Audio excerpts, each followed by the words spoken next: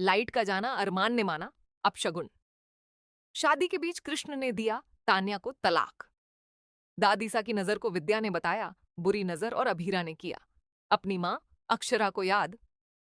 जी हाँ, ये रिश्ता क्या कहलाता है कि आने वाले एपिसोड में कई बड़े ट्विस्ट देखने को मिलने वाले हैं जो कहानी को एक नया मोड़ देंगे।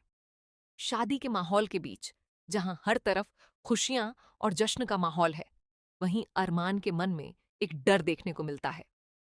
अभीरा अरमान को समझाती है कि अब उनकी जिंदगी में शादी के बाद सिर्फ खुशियां, प्यार और रोशनी ही रहेगी।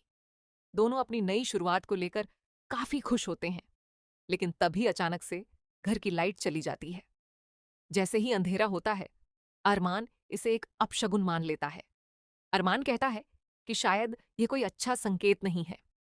उसे लगता है कि शादी से पहले ऐसी चीजें होना किसी परेशानी की ओर इशारा कर रहा है। लेकिन अभीरा अरमान को समझाती है कि सिर्फ लाइट चली गई है, इसका मतलब यह नहीं कि कुछ गलत होने वाला है।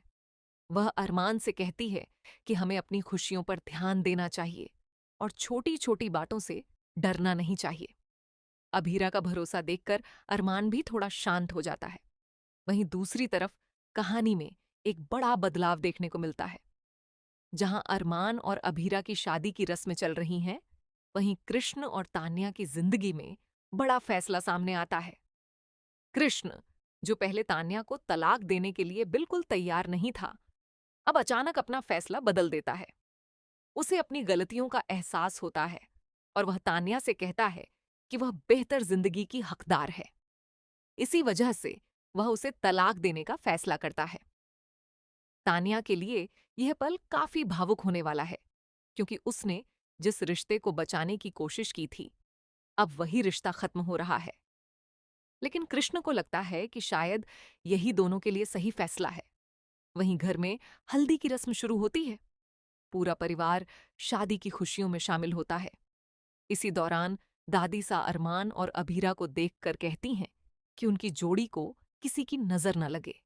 वह चाहती हैं कि दोनों की जिंदगी हमेशा खुशियों से भरी रहे। लेकिन तभी विद्या की बात सबको हैरान कर देती है। विद्या कहती है कि दादी सा की नजर बुरी है और वह पूरी बिड़ला फैमिली की नजर उतारने लगती है। विद्या की यह बात सुनकर दादी सा काफी भावुक हो जाती हैं, क्योंकि उन्हें लगता है कि शायद अब उनके रिश्तों में पहले जैसी गर्माहट नहीं रही। इस पूरे पल में परिवार के रिश्तों की गहराई देखने को मिलती है।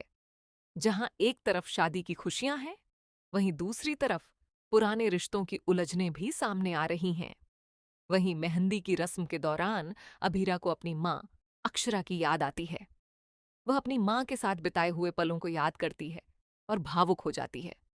तभी अचानक हवा का एक झोंका आता है और अभीरा को महसूस होता है जैसे उसकी मां उसके पास है। अभीरा भावुक होकर कहती है, मम्मा, ये आप ही हो। उसे लगता है कि उसकी मां हमेशा उसके साथ हैं और उसे अपनी नई जिंदगी के लिए आशीर्वाद दे रही हैं। अब आने वाले एपिसोड में देखना बेहद दिलचस्प होगा कि क्या अरमान और अभीरा की शादी बिना किसी परेशानी के पूरी हो पाएगी। क्या कृष्ण और तान्या के रिश्ते का अंत सच में हो जाएगा? और क्या अक्षरा की याद अभीरा की जिंदगी में कोई नया मोड़ लेकर आएगी? आने वाला ट्रैक काफी इमोशनल और ट्विस्ट से भरा होने वाला है। आपको क्या लगता है? क्या अरमान और अभीरा की जोड़ी हमेशा खुश रहेगी? अपनी राय कमेंट सेक्शन में जरूर बताइए।